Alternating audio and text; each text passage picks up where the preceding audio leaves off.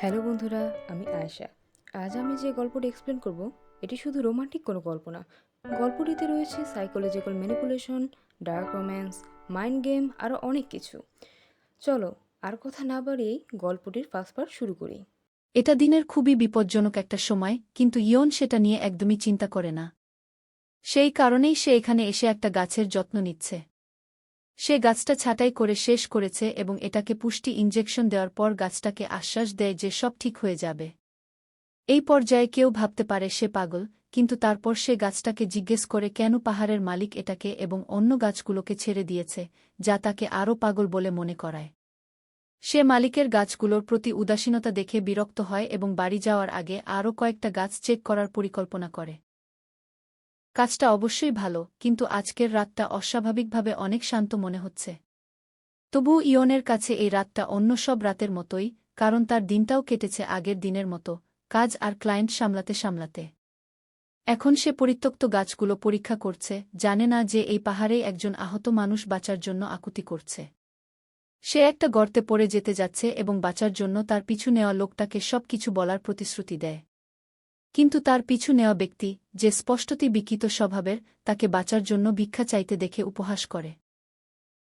এরপর সে তার শিকারকে বলে তার উচিত বাঁচার জন্য নয়, বরং দ্রুত শেষ হয়ে যাওয়ার জন্য প্রার্থনা করা, কারণ আসল খেলা তো এখনই শুরু হয়েছে। এই কথা বলার পর সে লোকটাকে গর্তের মধ্যে লাথি মেরে ফেলে দেয়। ঠিক তখনই ইয়ন ঘটনাস্থলের কাছে চলে আসে, যদিও এখনও কেউ তাকে দেখতে পায়নি। দূর থেকে সে ভয় নিয়ে তাকিয়ে থাকে, নিজেকেই জিজ্ঞেস করে সে কি দেখছে। শেষমেশ সে বুঝতে পারে এটা একটা খুনের ঘটনা, যা সঙ্গে সঙ্গে রিপোর্ট করা দরকার। তাই সে ধীরে ধীরে পিছিয়ে যেতে যেতে তার ওভারঅল থেকে ফোন বের করতে যায়।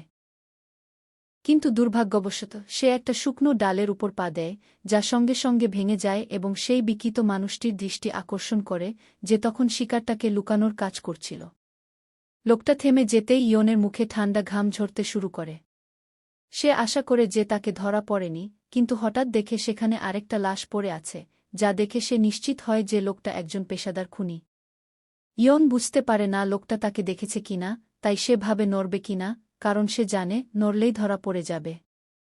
এই মুহূর্তে সে একদম দিশেহারা। কিন্তু ঠিক তখনই লোকটা তাকে দেখে ফেলে, ফলে সে আরও বিপদে পড়ে যায়। মুখে যেহেতু ইয়ান বুঝতে পারছে না লোকটা তাকে খেয়াল করেছে কিনা, সে ভাবতে থাকে নড়বে কিনা, কারণ সে ভালো করেই জানে নড়লেই ধরা পড়ে যাবে। এই মুহূর্তে সে কি করবে বুঝে উঠতে পারছে না। ঠিক তখনই ওই বিকৃত লোকটা তাকে দেখে ফেলে, ফলে সে আরও বিপদে পড়ে যায়। মুখে এক শয়তানি হাসি নিয়ে লোকটা ইয়ানকে জিজ্ঞেস করে সে কি এখনও পালানোর পরিকল্পনা করছে না। পালাও! এই কথাটাই ইয়ানের জন্য যথেষ্ট ছিল, আর সে যত দ্রুত সম্ভব দৌড়ে পালাতে শুরু করে। লোকটা তখনও সেই ভয়ঙ্কর হাসি নিয়ে দাঁড়িয়ে থাকে, তাকে একটু এগিয়ে যাওয়ার সুযোগ দিয়ে তারপর তার পিছু নেয়। ইয়ান অন্ধকার, ঝোপঝাড়ে ভরা পাহাড়ি পথে দৌড়াতে দৌড়াতে পুলিশের সাথে যোগাযোগ করতে সক্ষম হয় এবং পুরো ঘটনা জানা। কিন্তু পুলিশ ইয়ানের বিপদের দিকে মনোযোগ না দিয়ে বেশি চিন্তা করে সে আসলেই একজন মানুষকে কবর দেওয়া হচ্ছে কিনা সেটা নিশ্চিত কিনা। ইয়ান যখন নিশ্চিত করে যে সে যা দেখেছে তা সত্যি, তখন তারা তার পরিচয় জানতে চায়। নিজের নাম বলার পর সে কাকুতিমিনতি করে যেন তারা দ্রুত আসে, তার শেষ হওয়ার আগেই। ফোনের উপারের অফিসার তাকে আশ্বাস দেয় যে পুলিশ তার লোকেশনে রওনা দিয়েছে, তবে সতর্ক করে দেয় যদি এটা মজা হয়ে থাকে তাহলে তাকে জরিমানা করা হবে। ইয়ান রাজি হয় এবং বারবার বলে দ্রুত আসতে, ঠিক তখনই সে খেয়াল করে কিছু সুতা তার গলার দিকে আসছে। সেগুলো যখন তার গলায় লেগে যায়, তখন সে পুরোপুরি ওই বিকৃত লোকটার দয়ার উপর নির্ভরশীল হয়ে পড়ে। লোকটা ব্যঙ্গ করে বলে সে তার চেইনসো ফেলে গেছে। তারপর ঠাট্টা করে বলে জিনিসপত্রের একটু যত্ন নেওয়া উচিত, এবং সেটি তার হাতে তুলে দেয়া। ইয়ান তখন ভাবতে থাকে, এটাই কি তার শেষ? সারা জীবন সে শান্তভাবে কাটিয়েছে, কোনো ঝামেলা ছাড়াই, আর এখন যখন সে তার স্বপ্নের জীবনের কাছাকাছি, ঠিক তখনই সে একজন খুনির হাতে মারা যাবে। বাঁচার দৃঢ় ইচ্ছা তার ভেতরে আগুন জ্বালিয়ে দেয়। সে চেইনসোটা নিয়ে লোকটার দিকে জোরে আঘাত করে। উপরে তাকিয়ে সে অবাক হয়ে দেখে লোকটা এখনও ঠিক আছে, শুধু মুখে সামান্য আঘাত আর চোখে এক ধরনের ভয়ের ছাপ। ইয়ান সেটা বুঝতে পারে না। ঠিক তখনই যাকে কবর দেওয়া হচ্ছিল সেই দ্বিতীয় লোকটি পিছন থেকে এসে বিকৃত লোকটার মাথায় আঘাত করে। ইয়ান হতবাক হয়ে সব কিছু দেখে। লোকটা প্রতিরোধ করার চেষ্টা করে কিন্তু শেষমেশ অচেতন হয়ে পড়ে যায়। যখন ইয়ান এই দৃশ্য দেখে হতবাক হয়ে যায়। আতঙ্কে জমে গিয়ে সে তাকিয়ে থাকে যখন ওই বিকৃত লোকটা প্রতিরোধ করার চেষ্টা করে, কিন্তু শেষ পর্যন্ত জ্ঞান হারিয়ে অজ্ঞান হয়ে পড়ে। লোকটি সত্যিই পড়ে গেছে নিশ্চিত হওয়ার পর যে মানুষটা তাকে আঘাত করেছিল সে পাথরটা ফেলে দ্রুত সেখান থেকে পালিয়ে যায়। অন্যদিকে ইয়ান সেখানেই দাঁড়িয়ে থাকে, মাটিতে লুটিয়ে পড়া লোকটার দিকে তাকিয়ে আতঙ্কে কাঁপতে থাকে। আর ঠিক এই কারণেই ভবিষ্যতে এই মানুষটিই হয়ে উঠবে তার গোপন রোগী, একজন ভেজিটেটিভ পেশেন্ট যে টানা 2 বছর বিছানায় পড়ে থাকবে। এখনও সেই ঘটনার 2 বছর পরেও সে কোমাতেই আছে, আর ইয়ানই তার দেখভাল করছে। এদিকে ইয়ান আবার নিজের কিট্রি ডক্টর জীবনে ফিরে গেছে।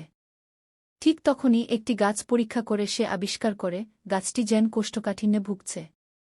এই কথা শুনে স্কুলের প্রিন্সিপাল একেবারে হতভম্ব। তিনি পরিষ্কার ব্যাখ্যা চান। তখন ইয়ান শান্তভাবে বলে গাছটার পায়খানার সমস্যা হয়েছে। সে আরও বোঝায় গাছ হোক বা মানুষ, বর্জ্য নির্গমন এক্সক্রেশন খুবই গুরুত্বপূর্ণ। এই ধারণাকেই সে বলে হেলদি বাওয়েল মুভমেন্ট থিওরি। কিন্তু প্রিন্সিপাল কিছুই বুঝতে পারেন না। বিরক্ত হয়ে তিনি জোরে চিৎকার করে আরও পরিষ্কার ব্যাখ্যা দাবি করেন, যার ফলে আশেপাশের কয়েকজন শিশু ভয়ে চমকে ওঠে। বাচ্চাদের প্রতিক্রিয়া দেখে তিনি আবার নিজেকে সামলে নেন, শান্ত কণ্ঠে ইয়ানের কাছে গাছটা বাঁচানোর অনুরোধ করেন। তিনি জানান এই গাছটি স্কুলের অফিসিয়াল ট্রি কে এবং শিশুদের সবুজের প্রতীক। ইয়ান আত্মবিশ্বাসের সাথে বলে, এটা ঠিক করা তার জন্য কঠিন কিছু না। তার মতে সমস্যা খুব সিম্পল। যেমন মানুষের শরীরে পুষ্টি ঢোকে কিন্তু ঠিকমতো বের হতে না পারলে সমস্যা হয়, গাছের ক্ষেত্রেও ঠিক তেমনি হচ্ছে। কিন্তু ইয়ান যা জানে না তা হল এই প্রিন্সিপালের ভেতরে লুকিয়ে আছে এক ধূর্ত মানুষ। সে ইয়ানকে বোকা মনে করে আর সেই সুযোগটাই নিতে চায়। তার পরিকল্পনা ইয়ানকে দিয়ে গাছগুলো ঠিক করিয়ে আবার নষ্ট করে ফেলা, যাতে সে টাকা ফেরত চাইতে পারে, এমনকি ক্ষতিপূরণের মামলা পর্যন্ত করতে পারে। ইয়ানের কথা সে একদমই মন দিয়ে শুনছে না, ভেতরে ভেতরে কুটিল হাসি হাসছে, যেন সব কিছু তার মুঠো। ঠিক তখনই ইয়ান তাকে ডেকে বলে, আপনি কিছু লুকাচ্ছেন গিউ। এই কথায় প্রিন্সিপাল একটু অস্বস্তিতে পড়ে যায়।